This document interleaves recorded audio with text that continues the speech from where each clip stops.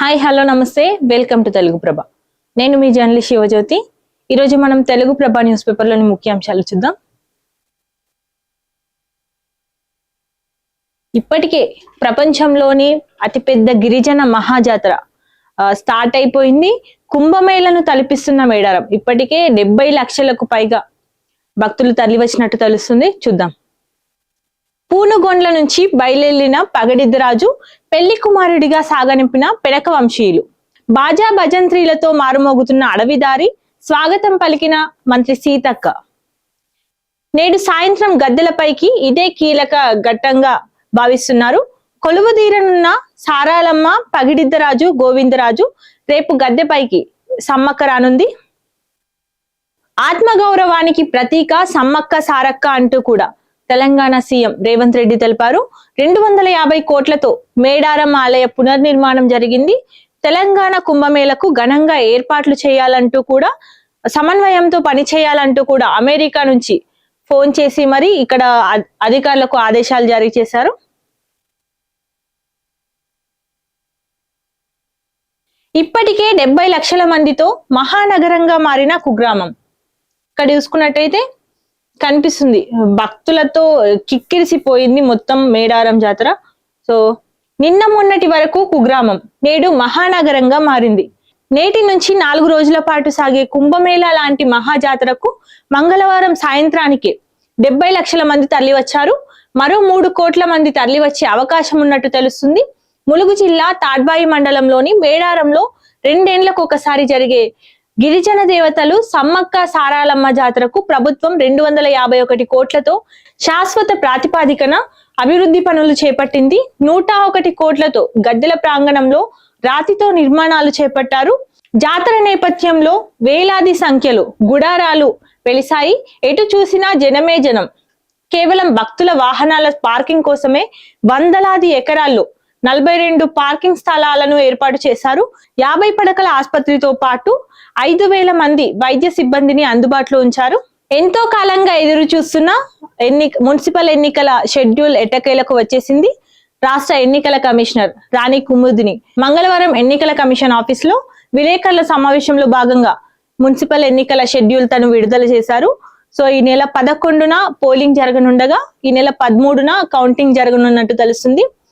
116 మున్సిపాలిటీలు 7 కార్పొరేషన్లకు ఒకే దఫాలో ఎన్నికలు జరగనున్నట్టు తెలుస్తుంది. షెడ్యూల్ ప్రకటించిన రాష్ట్ర ఎన్నికల సంఘం 2,996 వార్డులకు ఎన్నికలు జరగనున్నాయి. 52.43 లక్షల మంది ఓటర్లు ఉన్నట్టు తెలుస్తుంది. నేటి నుంచే నామినేషన్ల స్వీకరణ జరగనుంది. బ్యాలెట్ విధానంలోనే ఎన్నికలు జరగనున్నాయి. 16న municipal chairman, vice chairman, mayor, deputy మేయర్ల ఎన్నికలు జరగనున్నాయి. 50,000కు మించి తీసుకెళ్తే సీజ్ చేయనున్నారు. సో అందరూ ఓటు హక్కు వినియోగించుకోవాలంటూ కూడా ఎన్నికల కమిషనర్ రాణి కుముదిని తెలిపారు.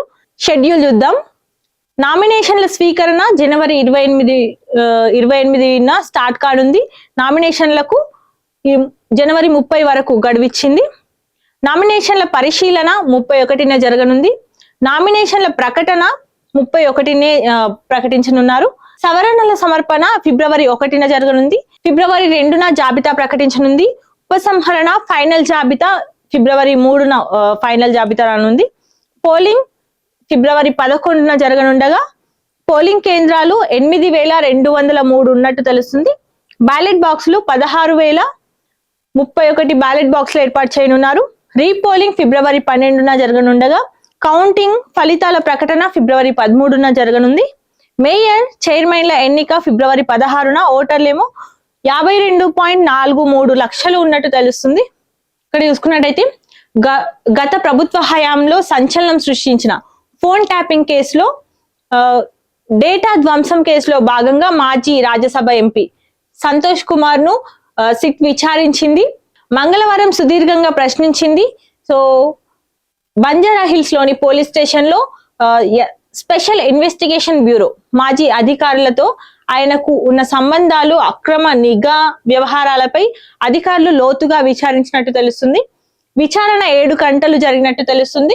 సిట్ ముందుకు జోగినపల్లి సంతోష్ హాజరయ్యారు. సో స్టేట్మెంట్ రికార్డు చేసిన అధికారులు మీడియాతో మాట్లాడకుండానే వెళ్లిపోయిన మాజీ ఎంపీ అరెస్ట్ అయిన పోలీస్ అధికారుల వాగ్మూలం ఆధారంగా విచారణ జరిగింది. మరిన్ని ఆధారాల కోసం ప్రముఖులకు కూడా నోటీసులు వచ్చే అవకాశం ఉన్నట్టు తెలుస్తుంది. సంతోష్ రావే మొదటి దయ్యం అంటూ కూడా సో జాగృతి అధ్యక్షురాలు కల్వకుంట్ల కవిత వ్యాఖ్యానించారు. గుంపు మైత్రికి ఆయనే ప్రధాన గూఢాచారి అంటూ కేసీఆర్ ఇంట్లోని విషయాలన్నీ రేవంత్ కు ఇడ్లీలు తిన్న సమాచారం కూడా అందించారు అంటూ కూడా తను వ్యాఖ్యానించారు. అలాంటి వ్యక్తికి హరీష్ రావు కేటీఆర్ వత్తాస్ ఎందుకు పలుకుతున్నారో అర్థం కావట్లేదు అన్నారు. సిట్ విచారణ మంచిదే, కానీ శిక్ష పడుతుందన్న నమ్మకం లేదు అంటూ కూడా తను తెలిపారు. చట్టం పని చేస్తేనే ఈ దుర్మార్గుడికి శిక్ష పడుతుంది అంటూ ప్రభుత్వ వైఫల్యం వల్లే విచ్చలవిడిగా గంజాయి డ్రగ్స్ అంటూ కూడా కానిస్టేబుల్ సౌమ్యను పరామర్శించిన జాగృతి అధ్యక్షురాలు కవిత. ఇక్కడ చూసుకున్నట్టయితే సర్కార్లో వణుకు మొదలైంది అంటూ కూడా బీఆర్ఎస్ వర్కింగ్ ప్రెసిడెంట్ కేటీఆర్ వ్యాఖ్యానించారు. సింగరేణి కుంభకోణం దారి మళ్లింపునకే సిట్ విచారణలు జరుగుతున్నాయి అంటూ సీఎం అంటే చీఫ్ మినిస్టర్ కాదు, కోల్ మాఫియా నాయకుడు అంటూ కూడా తను వ్యాఖ్యానించారు. సిబిఐ లేదా సిట్టింగ్ జడ్జితో విచారణ జరపాలంటూ గవర్నర్ కు వినతి ఇచ్చినట్టు కూడా తను తెలిపారు. భారత్ EU మధ్య చారిత్రాత్మక ఒప్పందాలు జరిగినట్టు తెలుస్తుంది. 18 ఏళ్ల చర్చకు తుదిరూపు వచ్చింది. 13 కీలక MOUలపై సంతకాలు చేసుకున్నట్టు తెలిసింది. చూద్దాం. అంతర్జాతీయ అస్థిరతకు చెక్ పెడుతూ నిర్ణయాలు తీసుకున్నారు. మరో 6 నెలల్లో పూర్తి స్థాయిలో అమల్లోకి రానున్నాయి. దేశ చరిత్రలోనే ఇది అతిపెద్ద స్వేచ్ఛా వాణిజ్య ఒప్పందం అంటూ కూడా మోడీ తెలిపారు. సవాళ్లకు బలమైన సమాధానం అంటూ కూడా ఉర్సుల్లా వాన్ డెర్ లేయన్ తెలిపారు. భద్రతా సవాళ్లను కలిసి ఎదుర్కొంటామంటూ కూడా ఆంటోనియో కోస్టా తెలిపారు. సో ఈ ఏడాది నుంచి ఒప్పందాలు అమల్లోకి రానున్నాయంటూ కూడా పీయూష్ గోయల్ తెలిపారు. ఆర్థిక వ్యవస్థ గమనాన్ని మార్చబోయే ఒక గేమ్ చేంజర్ అంటూ కొనియాడిన పరిశ్రమల సమాఖ్యలు. ఫార్మా రంగానికి మహర్దశ, భారీగా తగ్గనున్న మందుల ధరలు అంటూ కూడా తెలిసింది. ఇక్కడ చూసుకున్నట్టయితే భారతదేశం యూరోపియన్ యూనియన్ మంగళవారం ఒక చారిత్రాత్మక స్వేచ్ఛా వాణిజ్య ఒప్పందాన్ని ఖరారు చేశాయి. 18 ఏళ్ల పాటు సాగిన చర్చలు సంప్రదింపుల అనంతరం ఇది తుది రూపం సంతరించుకుంది. దీనిని మదర్ ఆఫ్ ఆల్ డీల్స్ గా అభివర్ణిస్తున్నారు. ప్రధాని నరేంద్ర మోదీ, యూరోపియన్ యూనియన్ అగ్రనాయకత్వం కలిసి వాణిజ్యం, రక్షణ రంగాల ద్వారా ఇరుపక్షాల బంధాన్ని బలోపేతం చేయడమే కాకుండా నిబంధనలతో కూడిన అంతర్జాతీయ వ్యవస్థ కోసం ఒక భారీ ఎజెండాను ఆవిష్కరించారు. ఇక్కడ చూసుకున్నట్టయితే నేటి నుంచి బడ్జెట్ సమావేశాలు స్టార్ట్ కానున్నాయి. సో రాజ్నాథ్ సింగ్ నేతృత్వంలో అఖిలపక్ష భేటీ కానుంది. సమావేశాలకు ముందే రచ్చ జరుగుతుంది. అజెండా ఎక్కడుందంటూ కూడా కాంగ్రెస్ నిలదీసినట్టు తెలుస్తుంది. అఖిలపక్ష భేటీలో వాడివేడిగా చర్చలు జరుగుతున్నాయి. సభ సజావుగా సాగేలా సహకరించాలంటూ కిరణ్ రిజిజు విజ్ఞప్తి చేశారు.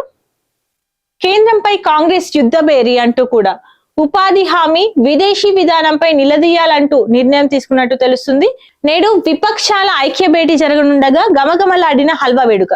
ప్రతి సంవత్సరం కూడా ఈ బడ్జెట్ సమావేశాల కన్నా ముందు హల్వా వేడుక జరుగుతుంది. దాంతో మనకు ఒక సూచనగా తెలుస్తుంది. ఆర్థిక మంత్రి టీం అంతా లాకిన్ అయిపోయారు. కుప్పకూలిన ఇరాన్ ఆర్థిక వ్యవస్థ, రికార్డు స్థాయికి పడిపోయిన కరెన్సీ విలువ. ఆందోళనలో 6100 మందికి పైగా మృతి చెందారు. సో మరణించిన వారిలో 86 మంది చిన్నారులు ఉన్నట్టు తెలుస్తుంది. ఇరాన్ సరిహద్దుల్లో యుద్ధ మేఘాలు. 2వ దశలోనే కులగణన అంటూ కూడా క్లారిటీ ఇచ్చిన కేంద్ర హోం మంత్రిత్వ శాఖ. సో మొదటి దశ కోసం 33 ప్రశ్నలతో కూడిన జాబితా నోటిఫై. ప్రజలు స్వయంగా వివరాలు నమోదుకు 15 రోజుల అవకాశం ఉన్నట్టు తెలుస్తుంది. హామీలు నెరవేరుస్తారా అంటూ కూడా వేరే దారి చూసుకోమంటారా అంటూ కూడా ఇక్కడ రాష్ట్ర రాజకీయాలు వేడి పుట్టిస్తున్న రామలమ్మ తీరు విజయశాంతి. హామీలు నెరవేరుస్తారా, వేరే దారి చూసుకోమంటారా అంటూ కూడా ఇక్కడ విజయశాంతి, ఎమ్మెల్సీ విజయశాంతి ప్రశ్నిస్తున్నారు. ఇప్పటికే ప్రజలు పార్టీ శ్రేణుల్లో నమ్మకం పోయింది అంటూ మున్సిపల్ ఎన్నికల్లోగా తేల్చండి అంటూ కూడా కాంగ్రెస్ పెద్దలకు విజయశాంతి కోరారు. దీంతో రామలమ్మ తీరు రాష్ట్ర రాజకీయాల్లో వేడి పుట్టిస్తున్నట్టు తెలుస్తుంది. మే 15న ఈ సెట్ జరగనుండగా 18న లాసెట్ జరగనుంది. ఆన్లైన్ ద్వారా ఈ పరీక్ష నిర్వహించనున్నారు. షెడ్యూల్ విడుదల చేసిన ఉన్నత విద్యా మండలి. ఇక్కడ చూసుకున్నట్టయితే రన్నింగ్ కామెంటరీ.